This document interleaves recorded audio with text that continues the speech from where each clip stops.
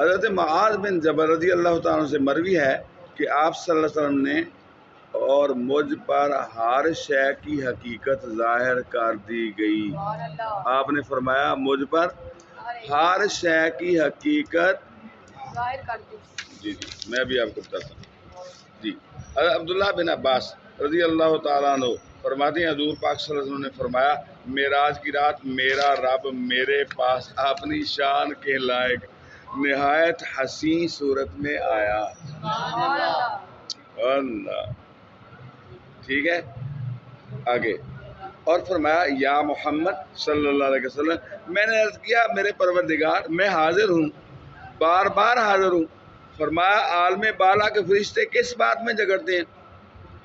میں نے عرض کیا اے میرے پروردگار میں نہیں جانتا. بس اللہ تعالیٰ نے اپنا دست قدرت میرے دونوں کندھوں کے درمیان رکھا اور میں نے اپنے سینے میں اس کی ٹھنڈک محسوس کی. اللہ اور میں وہ سب کچھ جان گیا جو کچھ مشرق و مغرب کے درمیان ہے. اللہ فرماتے ہیں اس سے روایت کیا ہے ترمذی شریف نے، ابو یعلا نے، ابو عیسیٰ نے، اور فرمایا ہے ھذا حدیث حسن، یہ حدیث حسن ہے، اس کا ایک مقام ہے. سبحان اللہ. اور ایک روایت میں ہے امام ابو امامہ جی کہ آپ صلی اللہ علیہ وسلم نے فرمایا پاس مجھ سے دنیا و آخرت کے بارے میں کیے جانے والے سوالات کے جوابات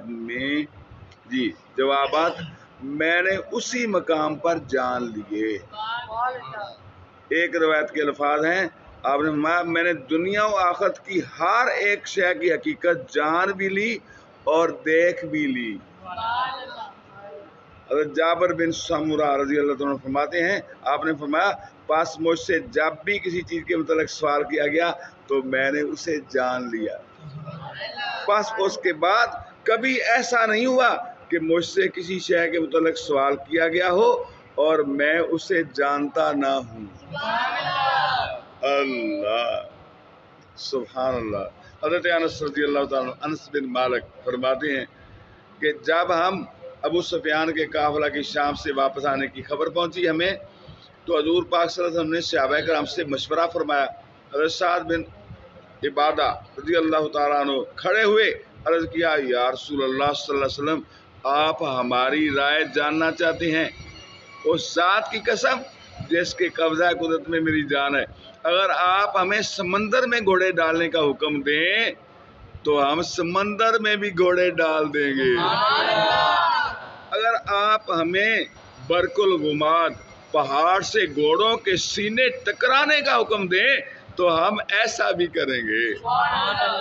تب آپ صلی اللہ علیہ وسلم نے لوگوں کو بلایا، لوگ آئے اور وادی بدر میں اترے. پھر حضور پاک صلی اللہ علیہ وسلم نے فرمایا یہ فلاں کافر کے قتل ہو کر گرنے کی جگہ ہے، آپ زمین پر اس جگہ اللہ اکبر اور کبھی اس جگہ دست اقدس رکھتے.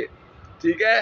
حضرت انس فرماتے ہیں پھر دوسرے دن کوئی کافر حضور پاک صلی اللہ علیہ وسلم کی بتائی ہوئی جگہ سے ذرہ برابر بھی ادھر ادھر نہیں ہوا، سارے ہوتے پیس. اللہ اکبر.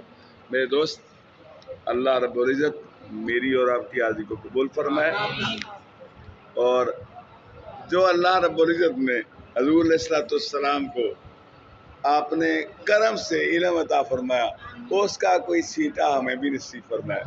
آمین. السلام علیکم ورحمۃ اللہ.